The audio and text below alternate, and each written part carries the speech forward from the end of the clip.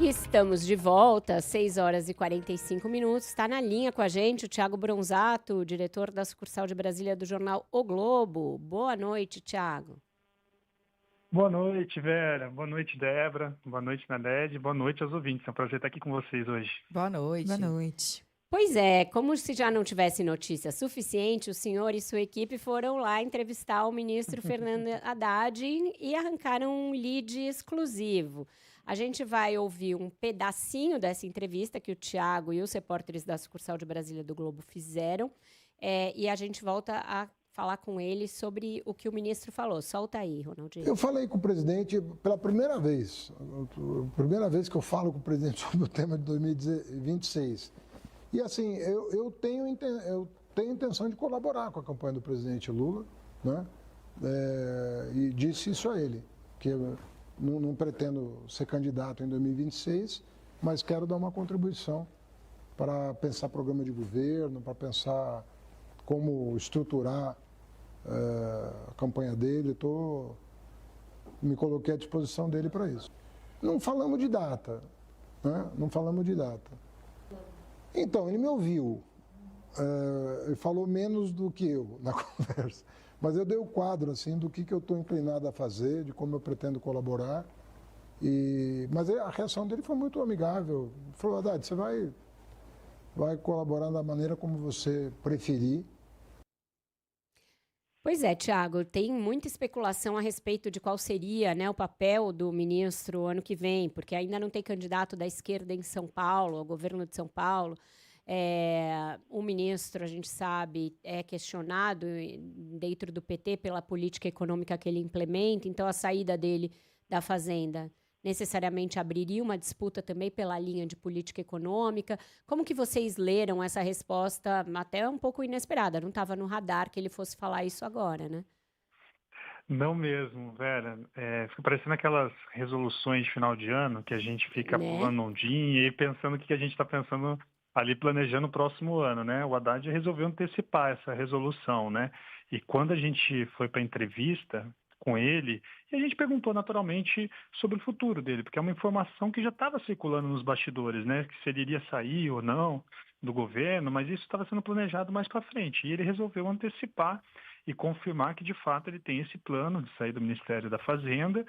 E ele contou uma conversa que ele teve pela primeira vez com o presidente Lula sobre esse plano de deixar o governo, né? Ele disse que quer dar uma contribuição para pensar o programa de governo durante a campanha do Lula e também ajudar ali a estruturar todo o planejamento da campanha. E o que o Lula respondeu para o Haddad? Segundo o Haddad, o presidente teve uma reação muito amigável e disse que vai respeitar a decisão do seu ministro da Fazenda, né?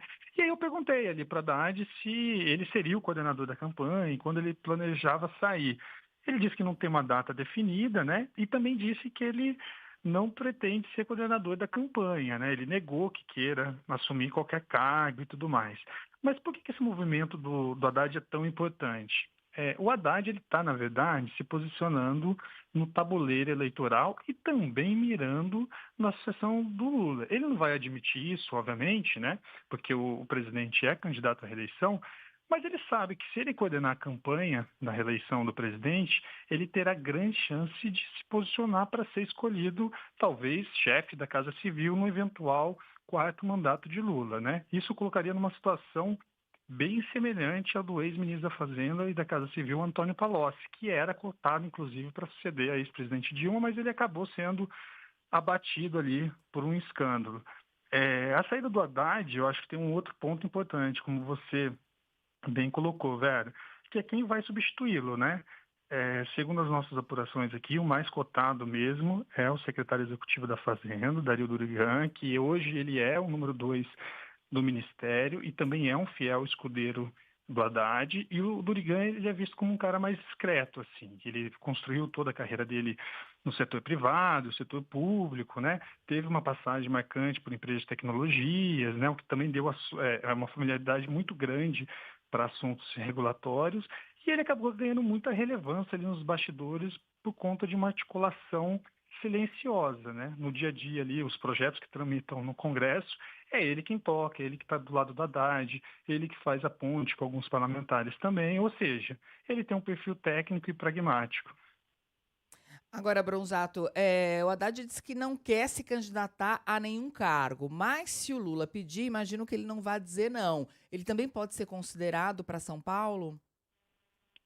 Olha, Débora, o Ciro Nogueira, ele tem ali uma frase que ele fala que ele não aceita sentar com o presidente para conversar porque ele pode ser convencido, que o Lula é muito convincente, né? E a gente perguntou isso também para o Haddad, se o presidente o chamasse para ser candidato ali ao Senado ou ao governo de São Paulo, se ele aceitaria, né? O Haddad saiu pela tangente, falou assim, olha, eu conheço o presidente há muitos anos, então ele sabe o que eu quero, né? Então, ficou meio claro assim que o Haddad não quer realmente disputar uma nova eleição. A última eleição que ele participou foi de 2022, quando ele concorreu ao governo de São Paulo contra o Tarcísio e perdeu. E ele falou que mesmo assim foi uma eleição importante porque ele cumpriu uma missão de fazer um palanque para o presidente Lula em São Paulo. O que se especula é essa possibilidade do Haddad de novo fazer esse palanque em São Paulo. Mas ele tem dito reiteradamente que ele não quer cumprir essa missão, que ele quer ficar nos bastidores da campanha do presidente Lula. Ele quer fazer alguma coisa específica na campanha, Bronzato? Poderia coordenar? Ele nega essa possibilidade de coordenar a campanha do Lula, né? Ele diz que não está à procura de cargo, que ele está disposto a servir, ele diz que está disposto a ajudar também na formulação do programa de governo, ajudar na estrutura da articulação da campanha. Mas, assim, no fundo, o Haddad sabe que se ele tornar o coordenador da campanha do Lula, ele ganha uma posição muito relevante nesse tabuleiro da sucessão. A gente até o questionou se no eventual novo mandato do Lula ele pensa em sair da Fazenda e ir para um novo cargo, talvez na Casa Civil, né? Ele desconversou, não respondeu, mas a gente sabe que isso está ali no horizonte para ele, já mirando numa possível sucessão do Lula lá na frente. Tem um outro cenário também, né, Thiago, que é o seguinte, ele se desincompatibilizando, né, deixando o ministério e ficando livre, portanto, das exigências da lei eleitoral, passa a ser um coringa caso o PT não tenha um candidato em São Paulo, caso precise compor uma vaga eventualmente ao Senado, ele fica ali ele já esteve em outras situações, né? Que alguém que, a um desígnio do Lula, vai para o sacrifício até. E aí, também, nessa hipótese, ele ganha pontos para se cacifar lá para frente, para 2030, né? Exatamente, Vera. O Lula gosta muito do Haddad porque ele é um cumpridor de missão, né? Ele cumpriu uma missão de ser candidato a presidente quando o Lula estava preso na Superintendência da Polícia Federal em Curitiba, né? Ele até brinca, o Haddad, falando que tentou convencer o Jacques aí, e aí não conseguiu convencer o Jacques, e foi o Haddad mesmo. E também cumpriu uma missão nas últimas eleições, quando concorreu ao governo de São Paulo para fazer esse palanque para o Lula. Eu acho que uma questão muito chave que vai destravar ali para onde vai o Haddad, se vai para ser coordenador da campanha do Lula, ou se ele vai concorrer a algum posto ali para o São Paulo, seja o Senado ou o governo, é o fator Tarcísio. Se o governador de São Paulo, Tarcísio de Freitas, resolver, de fato, concorrer à eleição como candidato a presidente, isso abre ali um vácuo para o governo de São Paulo, né? E aí talvez o presidente Lula tenha que convencer o Haddad a concorrer ao governo de São Paulo, né?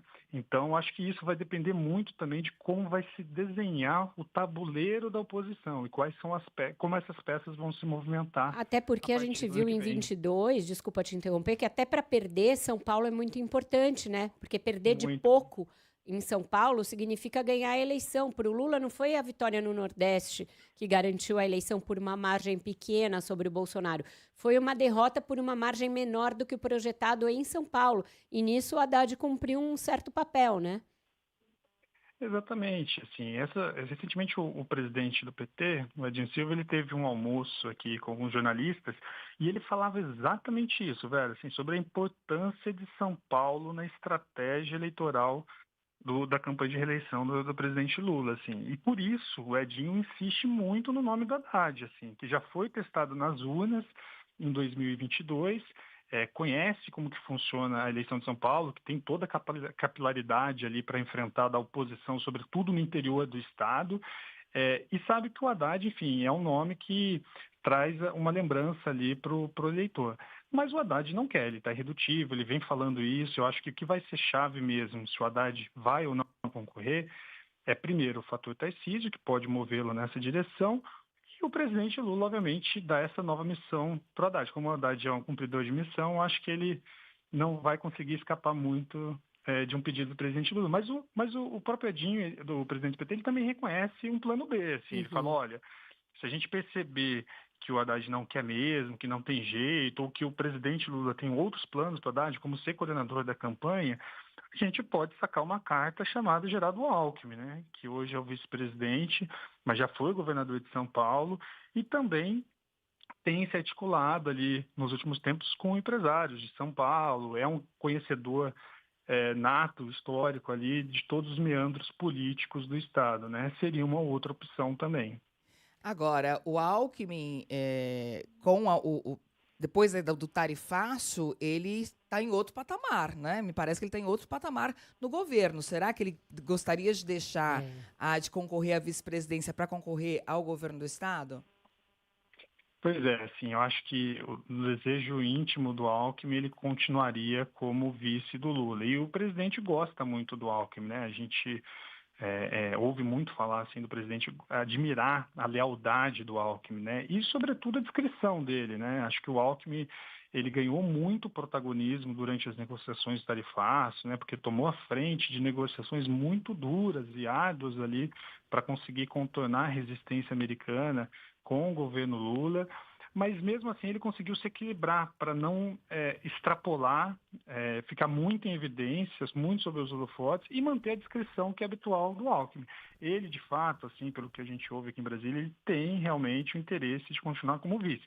Mas é o que eu estou dizendo, tudo vai depender muito dessa composição política do tabuleiro em 2026, né? Se o Tarcísio decidir sair candidato com a bênção do Bolsonaro, claro, isso abre uma lacuna grande em São Paulo, né? E aí você pode ter que mover as peças também para esse palanque que é considerado muito importante para a campanha e reeleição do Lula, né? Seria Alckmin, seria Haddad, enfim, aí realmente o presidente vai ter que pensar qual vai ser a melhor estratégia ali. É isso, Thiago Bronzato, hoje com informação exclusiva diretamente da sucursal do Globo em Brasília. Quando for assim, tragam sempre leads para a gente. Obrigada, Thiago. Obrigado, pessoal. Boa noite para vocês. Até mais. Boa noite, Thiago. Obrigada.